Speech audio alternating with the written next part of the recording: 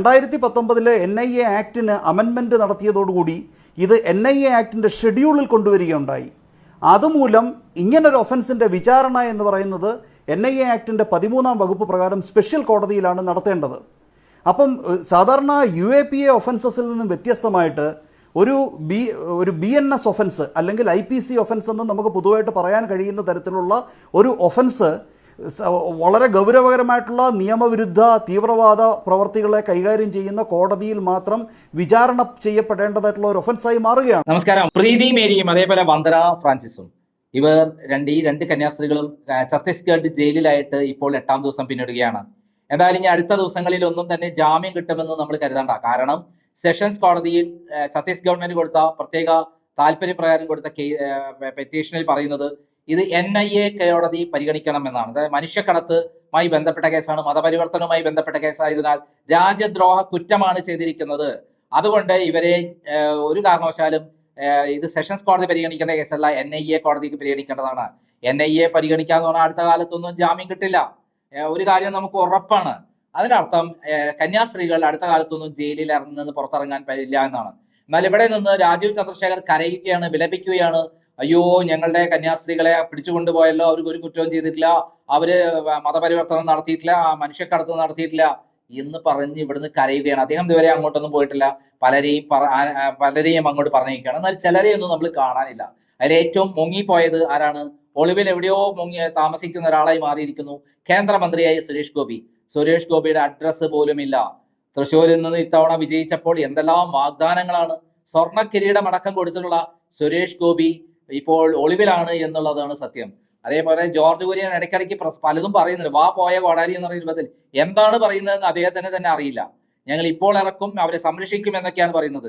ഇവിടെ നിന്ന് ചില ആളുകളെയൊക്കെ എവിടേക്ക് അയച്ചിട്ടുണ്ട്, ഛത്തീസ്ഗഡിലേക്ക് BJP അയച്ചിട്ടുണ്ട്. എന്നാൽ BJP അവിടെ ചെന്നപ്പോൾ ഛത്തീസ് ഗവൺമെന്റോട് ഞങ്ങൾ ആജ്ഞാപിച്ചു അവരെ ഫ്രീ ആയിട്ട് വെറുതെ വിടണം, പ്രോസിക്യൂഷൻ ഒന്നും പറയാൻ പാടില്ല എന്നിട്ട്. നിയമത്തെക്കുറിച്ച് ബോധമില്ലാത്ത വട്ടന്മാരാണ് അവരെന്ന് നമുക്ക് കരുതാൻ പറ്റും. ഒരു കേസ് എടുത്തു കഴിഞ്ഞാൽ പ്രോസിക്യൂഷൻ ശക്തമായ രൂപത്തിൽ പ്രതിരോധിക്കും. ഇവിടെയും അത് തന്നെയാണ് ഉണ്ടായിട്ടുള്ളത്. എന്നാൽ ഇവിടെ നടന്നിട്ടുള്ള എന്താണ്? ഇവിടെ നടന്നിട്ടുള്ള ബജ്റംഗ് ദൾ എന്ന് പറയുന്ന തീവ്ര ഹിന്ദു ഈ സംഘടന ഒരു കൂട്ടം ആളുകൾ സ്വയം ഏറ്റെടുക്കുകയും ആൾക്കൂട്ട വിചാരണ നടത്തുകയും ക്രൂരമായി അധിക്ഷേപിക്കുകയും പരിഹസിക്കുകയും ആക്രമിക്കുകയുമാണ് ചെയ്തിട്ടുള്ളത്. ഇവരുടെ കൂടെ വരാൻ തയ്യാറായ 5 പേരും പ്രായപൂർത്തിയായവരും അവർക്ക് വീട്ടുകാരുടെ പൂർണ്ണ സമ്മതത്തോടു കൂടിയിട്ടാണ് ഇങ്ങോട്ട് കൊണ്ടുവരാൻ തീരുമാനിച്ചതും. പിന്നെ ആർക്കാണ് പ്രശ്നം? ഇവർ ക്രിസ്ത്യൻ വിശ്വാസികളാണ്. അവർ പള്ളിയിൽ പോയി കൃത്യമായി പ്രാർത്ഥിക്കുന്നുമുണ്ട്. അതിലും പ്രശ്നമില്ല. പിന്നെ ബജ്റംഗ് ദളിന് എന്താണ് പ്രശ്നം? ഒരു മനുഷ്യന് തന്റെ ഇഷ്ടപ്രകാരം ഏത് മതത്തിൽ വിശ്വസിക്കാം, ഏത് പള്ളിയിൽ പോകാം, അമ്പലത്തിൽ പോകാം എന്നുള്ളത് ഓരോരുത്തരുടെ ഓരോ പൗരന്റെ അവകാശമാണ്. അതാണ് ഭരണഘടന അനുശാസിക്കുന്നത്. എന്നാൽ ബജ്റംഗ് ദൾ അവിടെ നടത്തിയുള്ള കോലാഹലങ്ങൾ നമ്മൾ കണ്ടിട്ടുള്ളതാണ്.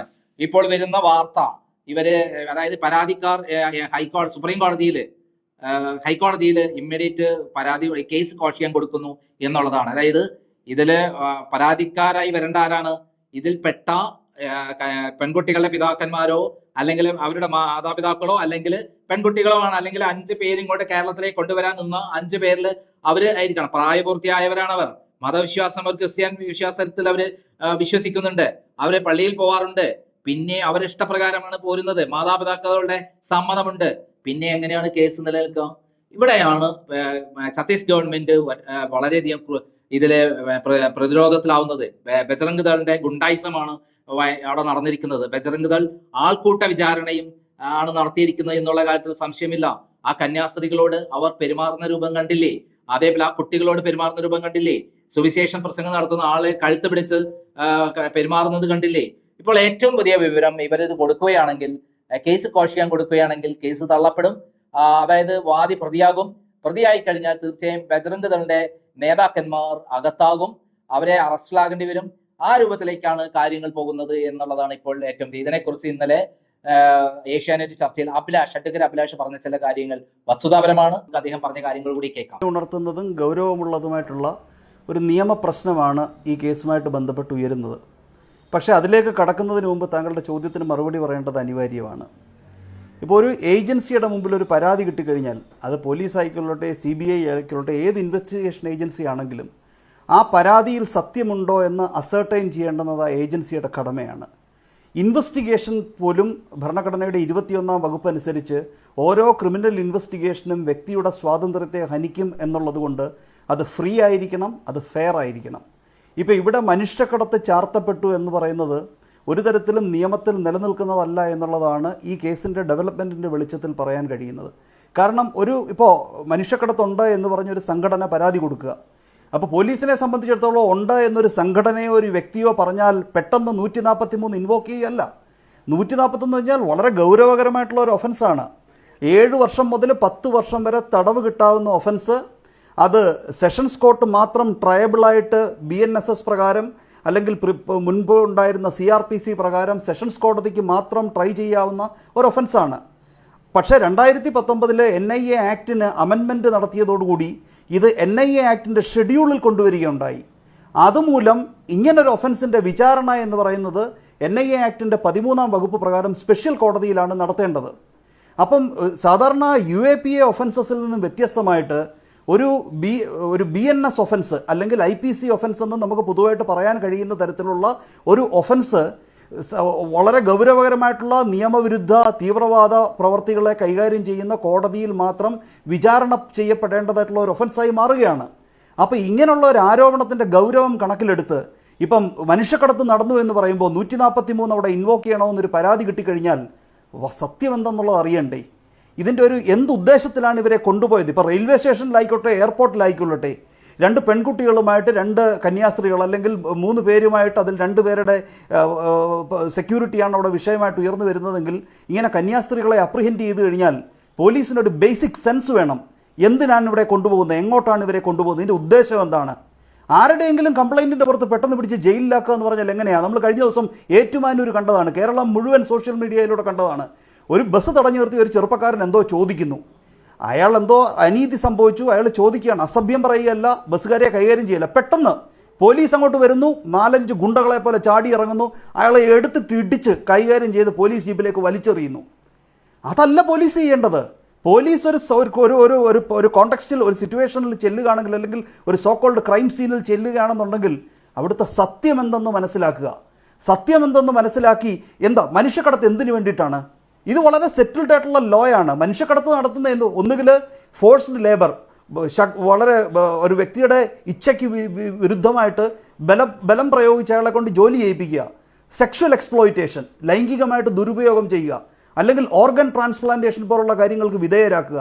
അപ്പോൾ ഈ മനുഷ്യക്കടത്ത് എന്ന് പറയുമ്പോൾ അത് വളരെ ഗൗരവകരമായിട്ടുള്ള മാനങ്ങളുള്ള വിഷയമാകുമ്പോൾ ഈ കന്യാസ്ത്രീകൾ ഇവരെ എങ്ങോട്ടാണ് കൊണ്ടുപോകുന്നതെന്നുള്ളത് അന്വേഷിക്കാനും അതിൻ്റെ ഒരു ബ്രോഡർ കോണ്ടെക്സ്റ്റിൽ അത് പരിശോധിച്ചതിന് ശേഷം മാത്രമേ FIR ഇടാവൂ. FIR കംപ്ലൈൻറ്റിൻ്റെ ആരോപണത്തിൻ്റെ അടിസ്ഥാനത്തിൽ ജസ്റ്റ് FIR രജിസ്റ്റർ ചെയ്യുകയാണെങ്കിൽ പിന്നെ പോലീസിൻ്റെ പ്രാധാന്യം എന്താണ്? ഒരു തരത്തിലും ഇപ്പം ഒരു ഉദാഹരണത്തിന് നമ്മൾ വാഹനത്തിൽ യാത്ര ചെയ്യുകയാണ്, അവിടെ ഒരു ബിസി സ്ട്രീറ്റിൽ പെട്ടെന്നൊരാൾ പോലീസ് ചേസ് ചെയ്തുകൊണ്ട് വരുന്ന ഒരാൾ ഒരു ബാഗ് ഞാൻ സഞ്ചരിക്കുന്ന വാഹനത്തിൻ്റെ പുറകിലത്തെ സീറ്റിലേക്ക് എറിഞ്ഞിട്ട് അങ്ങ് ഓടിപ്പോവുകയാണ്. അവിടെ വിറ്റ്നസ്സസ് ഒക്കെ ഉണ്ടാവും, അവർ പറയുന്നുണ്ടാവും നിങ്ങൾ ഓടിച്ചുകൊണ്ട് വന്ന ആളാണ് എറിഞ്ഞത്, പക്ഷേ എൻ്റെ വാഹനത്തിൽ നിന്നാണ് അത് കണ്ടെടുത്തതെന്ന് പറഞ്ഞ് ഇമ്മീഡിയറ്റ് ആയിട്ട് എന്നെ അറസ്റ്റ് ചെയ്തൂടെ, FIR ഇട്ടൂടെ? അവിടുത്തെ സാക്ഷികളുടെ മൊഴിയെടുത്തതിൻ്റെ സത്യം എന്തെന്ന് അസർട്ടൈൻ ചെയ്യേണ്ടത് ഇൻവെസ്റ്റിഗേറ്റിംഗ് ഏജൻസിയുടെ ഉത്തരവാദിത്വമാണ്. It's a clear case of police excess.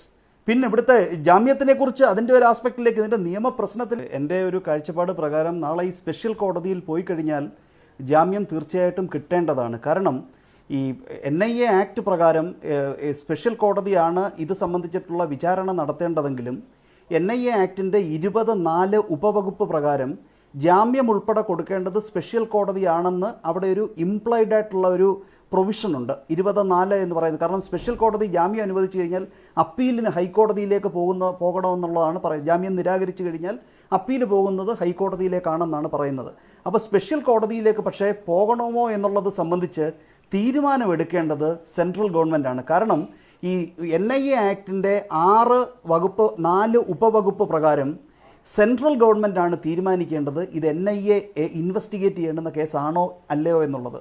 അതിന് 2 കാര്യങ്ങളാണ് 6(4) പറയുന്നത്. ഒന്ന്, ഇതൊരു ഷെഡ്യൂൾഡ് ഒഫൻസ് ആയിരിക്കണം. 2, ഇത് NIA ഇൻവെസ്റ്റിഗേറ്റ് ചെയ്യാനുള്ള ഫിറ്റ് കേസ് ആയിരിക്കണം, യുക്തമായിട്ടുള്ള കേസായിരിക്കണം. ഇപ്പോൾ ഷെഡ്യൂൾഡ് ഒഫൻസ് ആണെങ്കിലും ഇത് അതിന് യുക്തമായിട്ടുള്ള കേസ് അല്ല എന്ന് സെൻട്രൽ ഗവൺമെൻറ്റിൻ്റെ ഒരു തീരുമാനമെടുത്തു കഴിഞ്ഞാൽ പിന്നെ അവിടെ സ്പെഷ്യൽ കോടതിക്കല്ല അതിൽ ജാമ്യം സംബന്ധിച്ച തീരുമാനം എടുക്കാൻ കഴിയുക, അത് സെഷൻസ് കോടതിക്കാണ്.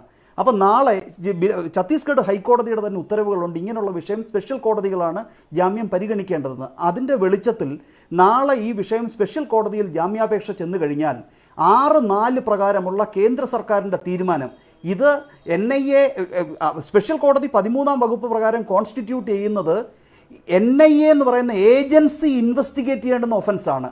അപ്പോൾ സെൻട്രൽ ഗവൺമെൻറ്റിൻ്റെ കാഴ്ചപ്പാട് നാളെ ഈ സ്പെഷ്യൽ കോടതിയുടെ മുമ്പിൽ പറയുകയാണ്, ഇത് NIA അന്വേഷിക്കേണ്ടതായിട്ടുള്ള കേസല്ല എന്ന് വ്യക്തമാക്കി കഴിഞ്ഞാൽ, പിന്നെ അത് മാത്രമല്ല ഇത് ഫോൾസ് ഇംപ്ലിക്കേഷനാണെന്ന് പറഞ്ഞു കഴിഞ്ഞാൽ അവിടെ നിന്ന് തന്നെ അവരുടെ ജാമ്യത്തിനെ സപ്പോർട്ട് ചെയ്തുകൊണ്ട് കേന്ദ്ര സർക്കാർ പറയുകയാണെന്നുണ്ടെങ്കിൽ അവിടെ വെച്ച് തന്നെ ജാമ്യം കിട്ടും.